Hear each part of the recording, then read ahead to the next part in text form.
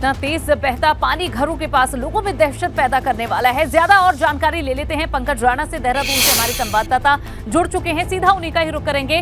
पंकज, तस्वीरों में हमने देखा जो पानी का रौद्र रूप है ये दहशत पैदा करने वाला है। क्या अब प्रशासन इन्हें लेकर हरकत में आया है? क्या लोगों की सुरक्षा के लिए कुछ प्रबंध किए गए हैं?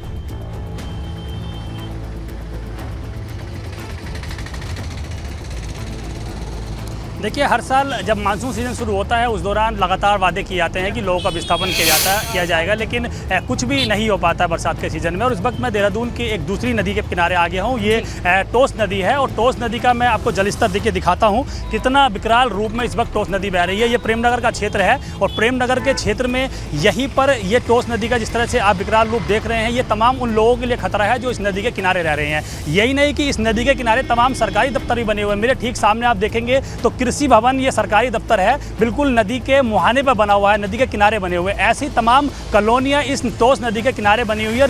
जो नदी का जलस्तर आप देख रहे हैं, दर्शक तमाम देख रहे हैं, बीबी गंगा पे एक्सक्लूसिव तस्वीरें, ये साफ इशारे कर रही हैं कि इस तरह से अगर नदी का जलस्तर बढ़ा तो यहाँ इस नदी के किनारे जो तमाम लोग रह रहे हैं उनको बहुत बड़ा खतरा इससे हो सकता है। और पुल पर भी आप देखेंगे तो तमाम जो लोग हैं ये यहाँ पर आकर खड़े हो गए हैं और ये देख रहे हैं कि लगातार जो जलस्तर बढ़ रहा है उसकी वीडियोग्राफी कर रहे हैं, वीडियो बना रहे हैं। तो ये इशारे तमाम ये बातें इस ओर इशारे कर रही हैं कि पुख्ता इंतजाम सरकार हो या जिला प्रशासन हो या फिर आपदा प्रबंधन विभाग हो, उनके पुख्ता इंतजाम नहीं होते। नदी के किनारे कहीं आप बाढ़ सुरक्षा के इंतजाम नहीं देखेंगे, क्योंकि जो सिंचाई विभाग है उसका एक काम होता है कि जो नदी है जहाँ पर बस्तियाँ हैं वहाँ पर बाढ़ सुरक्षा के इंतजाम किए जाएँ, लेकिन आप पुख्ता यहाँ पर नदी के किनारे नजर नहीं आएगा। और जिस तरह से नदी में विकराल रूप में नदी बह रही है, नदी में जो प्रवाह बह रहा है, नदी का पानी जो बह रहा है, उससे साफ कहा जा सकता है कि कोई भी यदि नदी के जद में आता है, कोई भी मकान नदी के जद में आता है तो निश्चित तौर पर उसको हर हाल में नुकसान हो सकता है। दूसरी तस्वीर में अगर आपको एक और तस्वीर दिखाऊं तो इसी नदी के मुहाने पर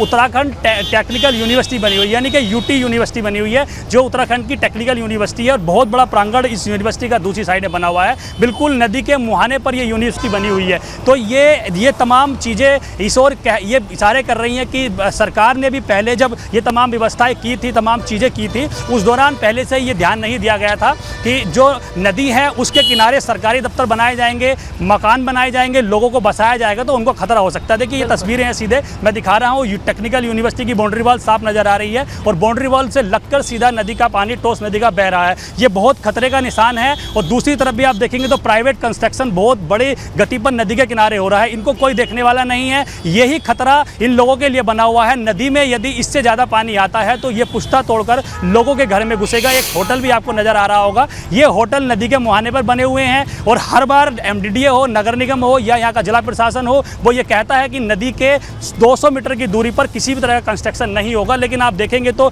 नए कंस्ट्रक्शन भी हो रहे हैं, पुराने कंस्ट्रक्शन भी लगातार हो रहे हैं और नदी का जो वेग है, नदी का जो जल स्तर है वो किस तरह से बढ़ रहा है, ये साफ इस ओर इशारे कर रहा है कि यहाँ जो लोग रह रहे हैं, चाहे वो झुग्गी झोपड़ी में रहने वाले लोग हो या नदी के किनारे जो तमाम कॉलोनियाँ काटी गई हैं वो लोग हों, उनके लिए जान मान का खतरा यहाँ बना हुआ है। लोगों की भीड़ लगी हुई है, लगातार लोग यहाँ पर आ रहे हैं क्योंकि इतना बड़ा जल स्तर लोगों ने इस नदी का आज तक नहीं देखा है। टोस नदी इसको कहा जाता है और इससे इस नदी को अगर आप देखेंगे तो ये यहाँ से सीधे समतल एरिया में चली जाती है। आगे का जो एरिया है समतल है, इसके 1 किलोमीटर की दूरी पर यहाँ से सैकड़ों कॉलोनियाँ, प्राइवेट कॉलोनियाँ काटी गई हैं जो नदी के मुहाने पर बनी हुई हैं। कई कंपनियाँ हैं, सेलाकुई का एरिया पड़ता है और ये जो पुल है, ये जो सड़क है, ये सीधे विकास नगर से देहरादून को जोड़ती है। तो ये हम तस्वीरें जिस तरह से लगातार देख रहे हैं, दर्शक तमाम जो नदी को देख रहे हैं, किस तरह से नदी का वेग लगातार बढ़ रहा है, जल स्तर लगातार विकराल रूप में बढ़ रहा है, लगातार ये बढ़ता जा रहा है। क्योंकि देखिए जहाँ मैं खड़ा हूँ यहाँ अभी बरसात नहीं हो रही है, लेकिन पर्वतीय क्षेत्र में मसूरी की जो एरिया है वहाँ पर लगातार बारिश का सिलसिला जारी है और ये बारिश अगर 1-2 घंटे लगातार होती रही, लगातार बारिश का सितम बढ़ता रहा तो इस नदी का जलस्तर और ज्यादा बढ़ जाएगा और यहाँ जो लोग हैं उनके लिए खतरा बन जाएगा, पुल के लिए भी खतरा बनेगा। उसके साथ साथ जो बगल में तमाम होटल बने हुए हैं, प्राइवेट लैंड है, तस्वीरों के साथ आप दिखा रहे हैं। पंकज, ये भी बताइए कि मौसम विभाग का आगे के लिए क्या कहना है? आपने बताया कि 2 घंटे से बारिश हो रही है और भी बारिश इसी तरह लगातार आती है तो और ज्यादा जलस्तर बढ़ेगा और उससे होने वाली समस्याएं आपने बताई भी और तस्वीरों के माध्यम से समझाई भी। अब बताइए मौसम विभाग ने क्या भविष्यवाणी की है और आगे बारिश को लेकर?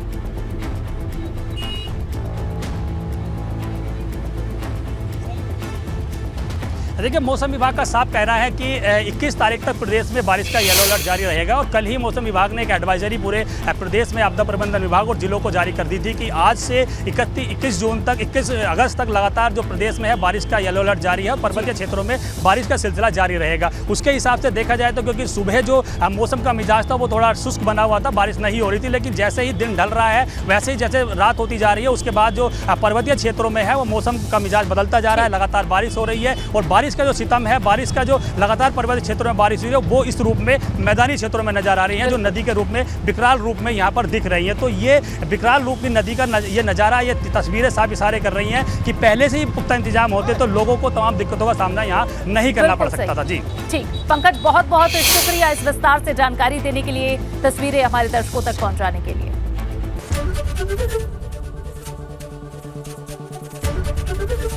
एबीपी गंगा, खबर आपकी, जुबान आपकी।